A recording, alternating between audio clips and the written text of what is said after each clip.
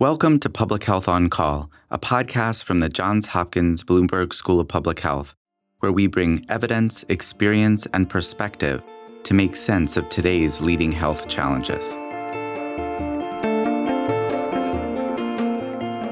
If you have questions or ideas for us, please send an email to publichealthquestion@jhu.edu. That's publichealthquestion@jhu.edu for future podcast episodes.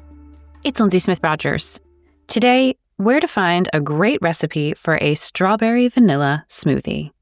Sally Sampson is the founder of ChopChop, the fun cooking magazine for families. She talks to Dr. Josh Sharfstein about how she got started, how to get kids involved in cooking, and an abrupt change on the horizon to her efforts. Let's listen. Sally Sampson, the founder and president of ChopChop magazine, welcome to Public Health on Call. Thanks for having me. I am really looking forward to our conversation because I have been a ChopChop fan for a really long time. Let me turn to you to explain what ChopChop is. Okay. So ChopChop Family is a nonprofit that I founded 15 years ago. And the main thing that we've been doing is publishing a kids' cooking magazine called ChopChop, the fun cooking magazine for families. It's distributed wherever you find kids. It's in Spanish and English. And the point of it really is to get kids to cook real food with their families. I'm going to ask you more about ChopChop, but I want to backtrack a little to more about you. How did you get into this line of work, putting forward a cooking magazine for kids and families? So my background is as a cookbook writer. Prior to founding ChopChop, I'd probably written about 25 cookbooks. And additionally, I wrote for a bunch of magazines. I have a daughter who is fine, but she has pancreatitis. And in learning about pancreatitis, I really got connected to the obesity epidemic because when she was little, the thinking was that she should be on a very, very low-fat diet. It turns out that's not true. But anyway, I got really involved I just learned a whole lot about obesity and all that kind of stuff. And I began to feel like I would be better off using my skills as a cookbook writer to do something good in the world. And so your goals for this project were what? My goals were initially to get pediatricians to prescribe cooking during well-child visits. So about 15, 18 years ago, pediatricians started to be mandated to talk about healthy eating and physical activity during visits. And doctors, as you know, are not really well trained in nutrition or really anything to do with food. So the idea was to give the pediatricians a tool to open up conversations and to encourage kids to cook with their families. Let me ask you this general question. What makes a good recipe? What makes a good recipe? I think what makes a good recipe is one that you can reproduce. A good recipe is not a ton of ingredients and things that are easily obtainable. What's a good recipe for kids? I don't really think about kids very differently than I do adults. The thing about all kids is they don't have skills. Adults have a variety of skills, but if you're 5, pretty much you don't have any skills. So the recipes for us needed to be simple. They needed to be, for us, using fresh ingredients, 5 or 6 ingredients and not a lot of steps. So I've got the Spring 2018 ChopChop, the fun cooking magazine for families edition. I'm sure you remember all the recipes exactly in this one. Within the 15 years. But you've got kitchen science. You've got quick bites, how to do instant snacking, how to chop an onion, how to cook and drain pasta. So you've got a number of different skills. I like this one, page 29, introducing Dijon mustard. So what do you mean by introducing? Well, we really just wanted to sort of say, here's an ingredient you may or may not use, but we'll just tell you about it. So, the more you know, the more interested you are in tasting things. Interesting. Store the open jar in the refrigerator where it will keep for 2 years. I did not know that. Well, yeah, listen, you were one of our first adapters, so. We worked together when we provided a number of these magazines to kids in Baltimore schools. You've got in here chickpeas with spinach, pasta with peas, white bean chili, honey mustard glazed chicken breasts, basic quesadilla. What was the reach of ChopChop magazine? Reach at our height, 750,000 kids in the US. That's a lot of kids. And what was the feedback that you got from kids, families, teachers, pediatricians? I mean, to be honest, we really only have gotten really good feedback. I think that there wasn't anyone doing what we were doing. So if you weren't interested, you weren't going to get it. But if you were interested in having, whether it was your students or your kids or your patient, learn these skills, we were very accessible. ChopChop is written for 5th grade reading level. It's in English and in Spanish. There's really something in every issue for everyone. And what surprised you about this process? That's such an interesting question. What surprised me? Let me ask you it this way. Did people use these recipes in ways that surprised you? Did they use the magazines in ways that surprised you?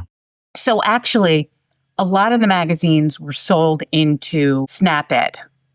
So SnapEd is the arm of Snap that is like, we're going to give you the food, now we're going to teach you what to do with it. So, for instance, in Philadelphia, they used it in parent-teacher meetings. They distributed it in corner stores. When we had a call with them, we finally reached out to all these different people and said, you're buying 50,000 copies. What are you doing with them? And so we discovered how they were being distributed. So like in Kentucky, they were being distributed at county extension offices. At every state did something different. And that was really interesting because it probably wouldn't have occurred to me to use them in the ways in which they did. How do you test recipes before they make it into ChopChop? Good question. So I personally develop the recipe. I test it until it feels right. And then we have a kids advisory board. So we would have between 8 and 12-year-olds, and we would give them the recipes. And we would give them a sheet with a bunch of questions like, did you understand the instructions? Were you able to get the ingredients? Would you make it again? Would you change anything? Did your family like it?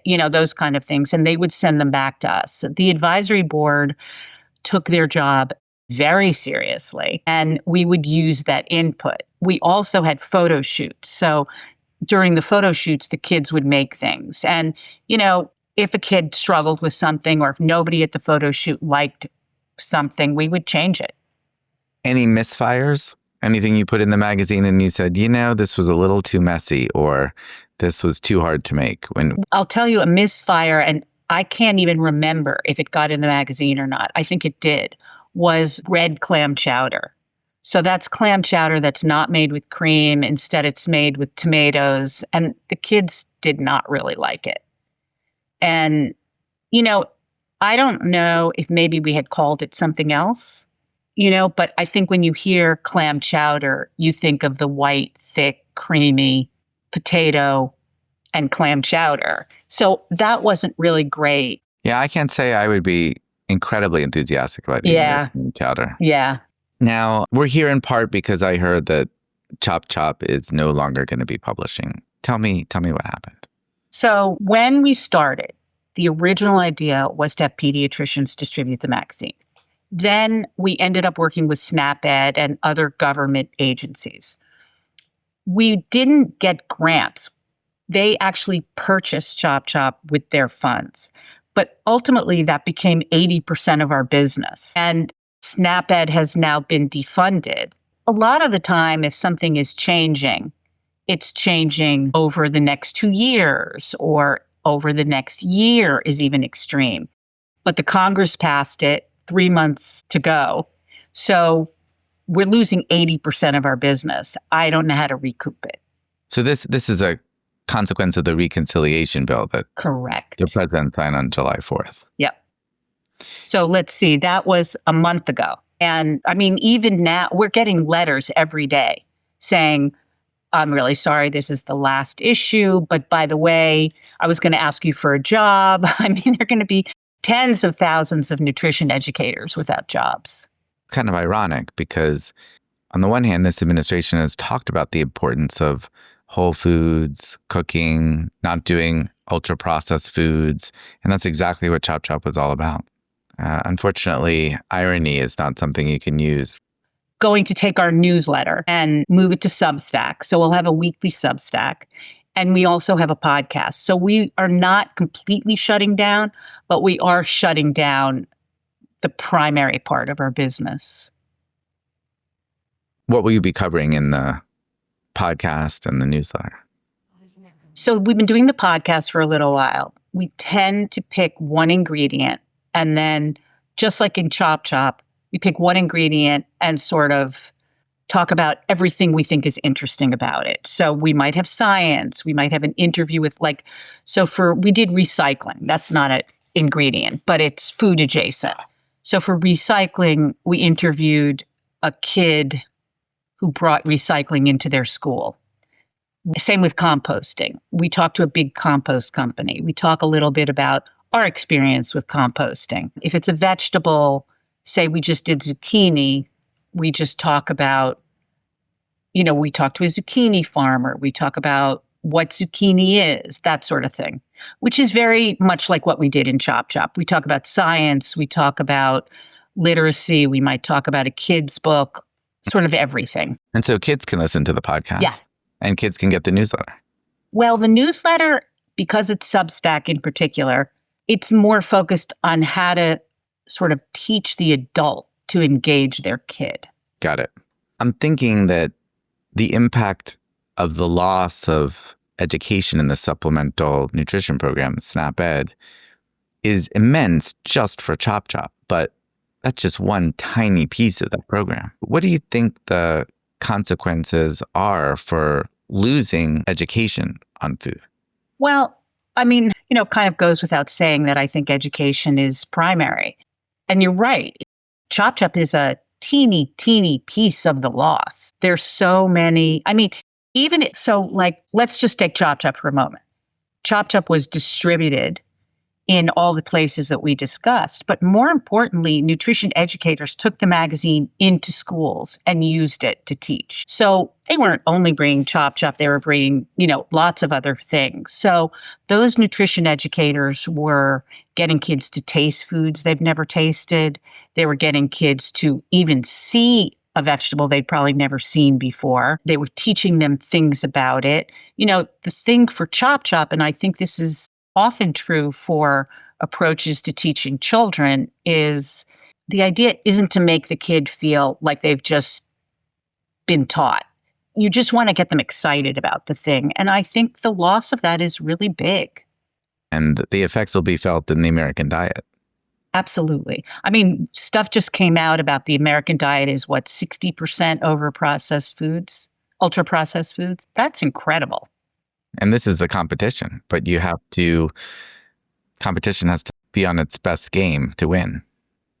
Well, I am very glad to hear that you are still in the business of communicating with kids and helping adults teach kids about food, and perhaps waiting for a moment where people come to their senses and realize how important nutrition education is, and we can get more amazing, beautiful magazines like the one I have in my hand, and people can have spinach salad with raisins and walnuts, and a strawberry vanilla smoothie, cucumber and cheddar cheese sandwich. I am going to take this home tonight.